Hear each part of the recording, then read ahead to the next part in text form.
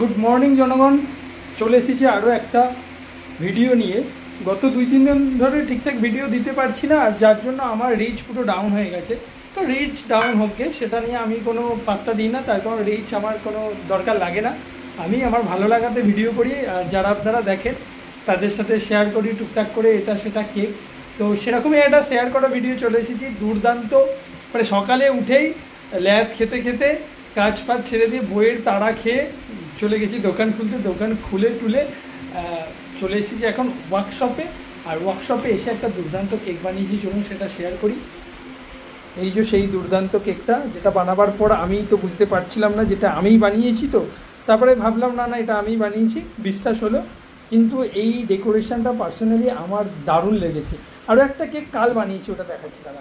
এই যে এইটা বানিয়েছি গতকাল রাত্রে আজকের জন্য, ভ্যানিলা কেক। একটু ইউনিক করতে চেয়েছি, আপনাদের কেমন লাগলো অবশ্যই জানাবেন।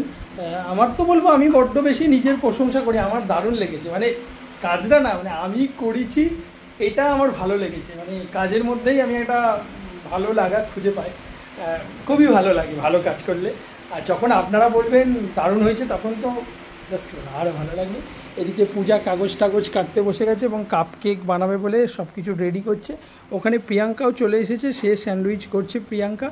আর গতকাল আমি ও বাড়ি গিয়েছিলাম, ওরা কিন্তু তিনজনেই মোটামুটি বেকারি সামলেছে। অন্তরীনা বলে দিয়েছে সেই মতো করে ওরা সামলেছে। তো এটা একটা ব্যাপার, ওরা বড় হয়ে গেছে কাজের দিক দিয়ে।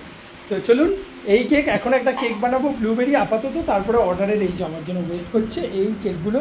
এটা একটা চকলেট কেক হবে, এইটা একটা 285-এর দোকানের চকলেট কেক হবে, এটা ব্ল্যাক ফরেস্ট কেক বানাবো, এখানে একটা স্ট্রবেরির অর্ডার আছে, আর এটা হবে বাটারস্কচ দোকানের জন্য। আর এখানে একটা কেক আছে, এটা ব্লুবেরি করার ইচ্ছা আছে, দেখুন কেমন ঘুরছি।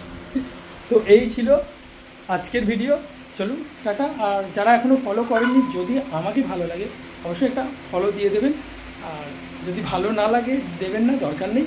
সবাই খুব ভালো থাকবেন, টাটা।